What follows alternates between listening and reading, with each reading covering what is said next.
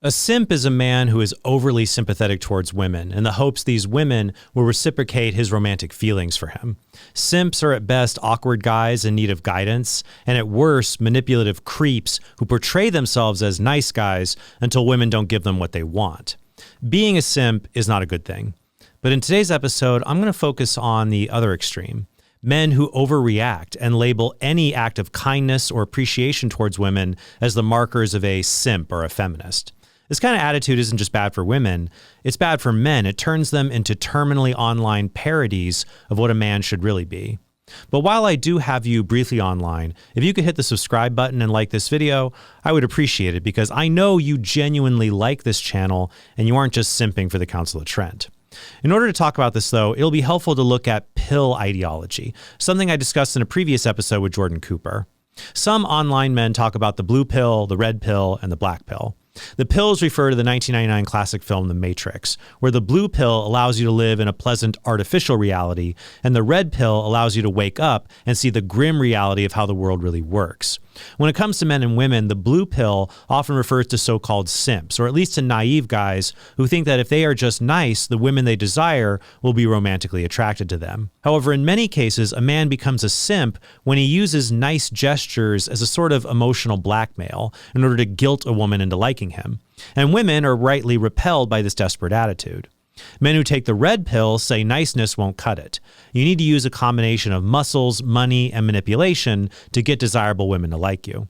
And you shouldn't be too attached to women, and you shouldn't feel bad about using women, because women just try to use men anyways, so you might as well beat them at their own game. Some men who try the red pill and fail at their goals agree that dating and romance is a game, but they say it is one the average man can't win. They say that for these men, the only winning move is not to play. They then take the black pill and avoid women entirely, sometimes joining movements like MGTOW, men who go their own way, even though those ways usually end up with becoming the same thing, a cynical, terminally online person. Of course, the best pill to take is the white pill, or the Christ pill. This approach to life rejects the blue pill idea that women are prizes to be won, or something you earn by being really nice. It also rejects the red and black pill idea that men and women have a mutually exploitative relationship where each side tries to outsmart the other. The Christ pill would be coming to realize that God created men and women to be complementary helpmates who serve one another and help each other get to heaven despite their particular sins and human frailties. The main reason simping is bad is because it's just a really cringy version of other more aggressive forms of men manipulating women. Saturday Night Live even has a good sketch that shows how many so-called male feminists try to act like nice guys in order to impress liberal women, but when their romantic advances are rejected, they reveal themselves to be misogynistic jerks who are the opposite of what a feminist is supposed to be. But the other extreme are men who are so jaded about relationships that they label any form of kindness towards women as simping. For example, I've seen men on X post simple affirmations like, "I love my wife," to which other men accuse them of simping for their wives. For these men, don't be a simp has turned into don't like anything about women except for when they carry out their duty to birth and raise babies. This came up a few months ago when a meme called Wifejak became popular on the internet, depicting a redheaded wife doing things that husbands find quirky or mildly annoying. Things like asking for an email verification code, or saying they can leave after saying bye to everyone at a party. My favorite is a medieval Wifejak peasant who asks her husband, "Okay, but if you had to guess, when do you think you'll be home from battle?" It isn't hilarious humor, but it's worthy of a chuckle, like a Dilbert cartoon satirizing life at the office. But what makes Wifejak wholesome is that it rejects humor popular in the boomer generation that was basically, "I can't stand my wife," as embodied by comedians like Henry Youngman, who popularized the one-liner, "Take my wife, please." My wife hates housework. I bought electric iron, electric dishwasher, electric dryer. She said too many gadgets around, she had no place to sit down. What did I do? Bought her electric chair. In contrast, Wifejak in similar humor has the message, "I love my wife, quirks and all." Even if you don't find it funny, it's nothing to get worked up about. I don't get the humor in The New Yorker, but I don't go on a huge rant about it. But here's Nick Fuentes melting down over the Wifejak meme. If I ever see Wifejak, I am going to kill her. If I ever see Wifejak in the streets, I'm going to ram my car into her car. I'm going to hit her on the driver's side head on. And if she doesn't die, I'm going to break through the windshield and kill her myself. I'm going to wrap the seatbelt around her neck, and I'm going to kill her. And when Yi brought his wife in a nude dress to the 2025 Grammys, Fuentes said this. You know, it's not Catholic to bring your wife around naked. But I will say this, it's definitely better than Wifejak. Fuentes also wonders why many men who wanted to be radical on the internet in 2016 now just want an offline normal life nearly a decade later. Well, the answer is that many of these young men grew up, got married, and acquired real responsibilities, and so they stopped being immature children who spend all their time on the internet. In his essay, Wifejak, Icon of the Normal, Catholic author Soeb Amari breaks down the roots of anger like Fuentes's, which goes well beyond Wifejak and covers all the irrational rage certain terminally online men muster against other men who are in wholesome relationships with women. These men see nothing wrong with saying, I love a certain video game, or I love my race. But if you say, I love my wife, you are an insufferable simp to them. Amari writes, not unlike the anti-normative left, the barbarians of the far right can't seem to view sexuality through any other lens but that of domination and submission, power and counterpower. The barbarians associate femininity with democratic egalitarianism, collective social organization, solicitude for the weak, and the suffocation of the white man's adventurous spirit. The popularity of Wifejak is a reminder that normal is irrepressible, that the average or ordinary is worth defending. Who would choose the spittle-flecked rantings of a Fuentes over Wifejak's asking you to help her choose whether she should use the green or the red font for this year's family Christmas card? Amari also links to Fuentes ranting about how liking women is gay, which I thought was the opposite of being gay. These kinds of rants even got Fuentes highlighted on Jimmy Kimmel Live. But I think this more than anything sums this gentleman up. What, people calling me gay because I've never had a girlfriend? I think if anything, it makes me less gay. Never having a girlfriend, never having sex with a woman, really makes you more heterosexual. Because honestly, dating women is gay. Having sex with women is gay. And having sex with men is gay. And you know, it's all gay. That was the Christmas episode, by the way. Along with saying that any man who is kind to a woman is a simp, these guys say that any man who says women should have the same basic rights as men is an evil feminist. Of course, the term basic rights can be abused, and feminists are wrong when they say that this equality means women should be able to do everything men do. Feminism is evil because it tries to turn women into men by saying women should be in the workplace and not at home, or women should be able to have sex and not get pregnant, both of which are things men do. So when feminists try to turn women into men by saying there's a basic right to fight in combat in the military, they're wrong. Some discrimination between men and women is acceptable because there are morally relevant differences between men and women. But some of the discrimination between men and women can be unjust. And so it's fair for a social movement to be needed to fight for women's rights in certain historical and geographical contexts. For example, in some parts of the world, men throw battery acid on the faces of women who try to go to school or even go out in public without a male escort. And women who are raped are executed through so-called honor killings. The documentary The Stoning of Soraya M. recounts the execution of Soraya Manikcheri, whose husband Ali lies about her committing adultery, so she will be executed and he will be free to marry a 14-year-old girl. Soraya is convicted at a trial where only men are allowed to testify, and she is then executed by stoning.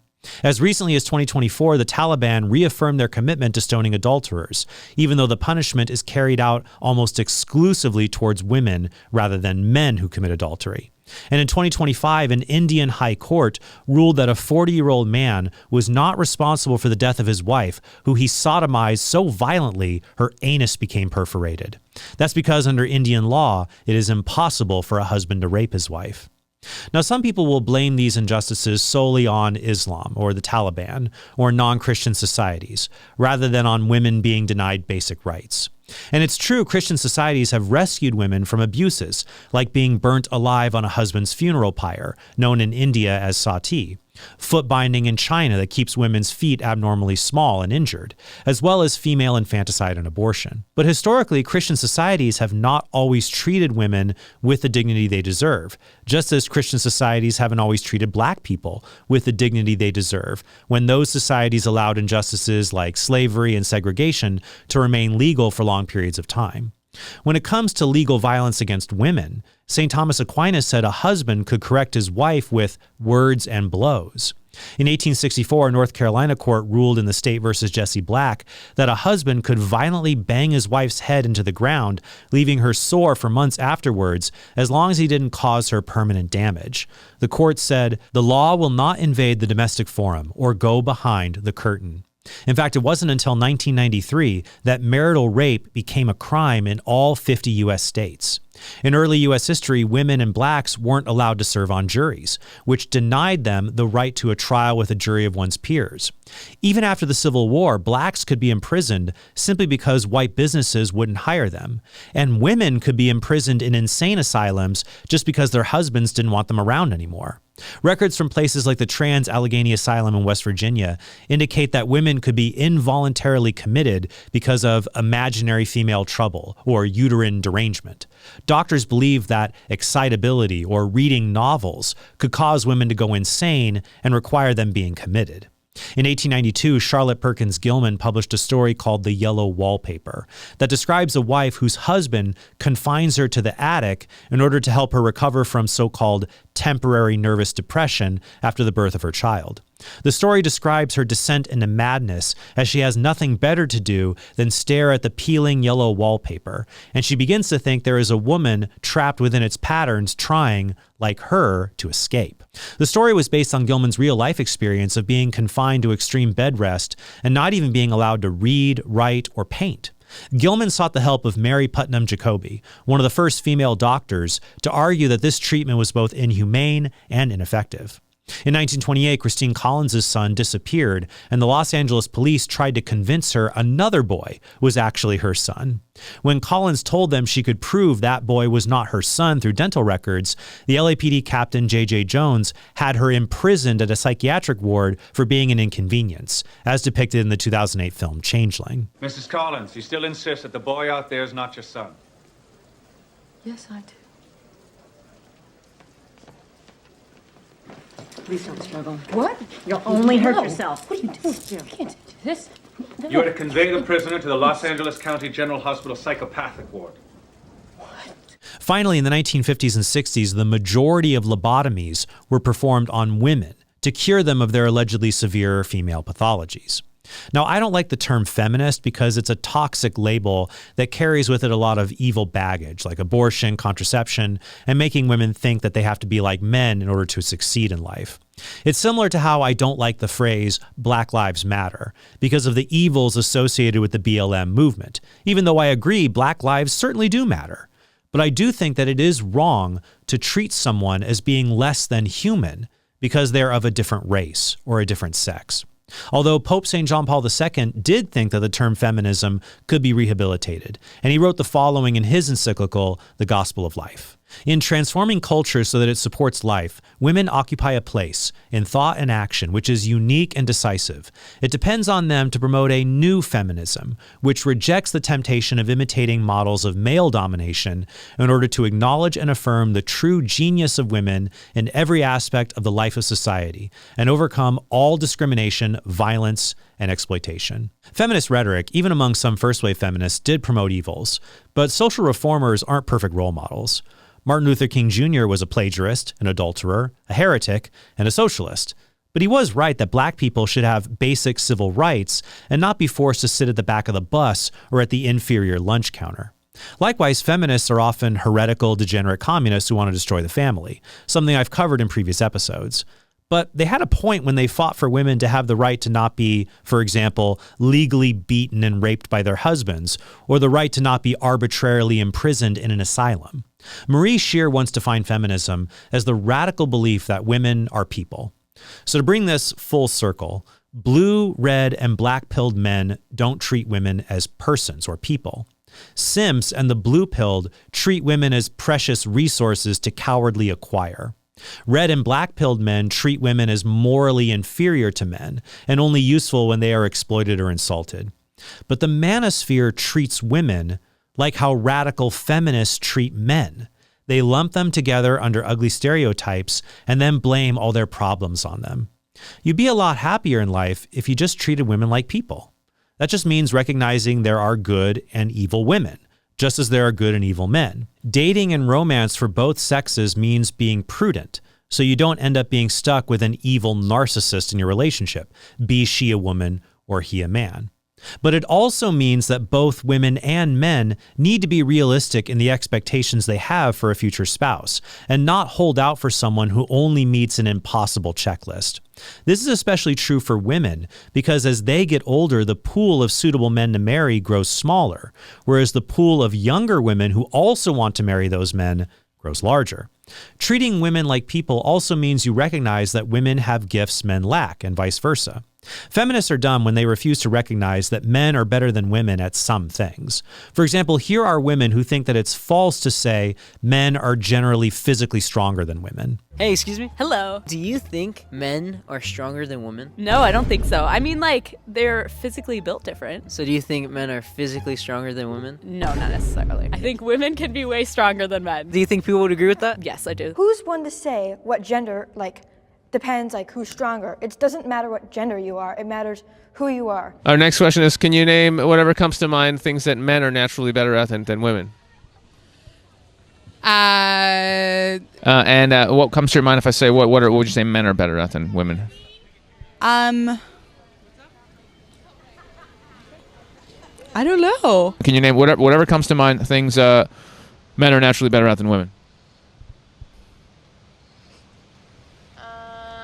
And here's Whoopi Goldberg on The View with Dylan Mulvaney saying there's no difference between male and female athletic performance. So when you come in and you say, oh, these are men, competing against women, you're assuming that the women are weak and just can't do anything except be here. Have you seen female athletes? They know what they're doing. Mm-hmm. So I'm not sure what's going on or why this is an issue. But that's silly. This graph from the CDC shows that even elderly men have an average stronger grip strength than women in their prime. In 2017, the U.S. women's national soccer team lost 5-2 against a Dallas high school boys soccer team during a prep match, which shows just how much advantage male athletes have. And this video from the channel Armchair Violence shows why even when men and women have the same weight and same muscle mass, women's muscles favor endurance, whereas men's muscles are more explosive, which allows them to use more strength. Each sex has strengths and weaknesses. Men are better at spatial reasoning, whereas women have better verbal memories, which explains why women can perfectly recount what their friends said at a party, whereas men kind of blankly stare when they're asked to do the same thing. Women are also more likely to get into minor traffic accidents, but men are more likely to cause a fatal traffic accident because they take more risks when they drive. To avoid being a simp or a jaded troll, all you have to do is recognize that women and men complement each other, and we are all broken people in need of redemption. There's good and evil women and good and evil men. When we hear about famous people acting like degenerates, it's important to call out the men and the women who act like that. That's why I've called out people like Pearl, who are quick to denigrate women who cheat, but make all kinds of excuses for men who cheat. Myron from the Fresh and Fit podcast doesn't even make an excuse. He just says men have the right to cheat. You want to know why, and this is the realest shit I've ever said. The reason why you do not tell women sorry after you cheat on them is because you're superior to that fucking bitch. Yeah, I fucking said it. Likewise, abortion is not an exclusively female or male problem. While some women are coerced or forced into having abortions, many other women freely choose it to varying degrees of culpability. And while some men fight for the lives of their unborn children, many other men actively pay for abortions, passively do nothing, or just abandon the woman they've impregnated, hoping she'll get rid of it.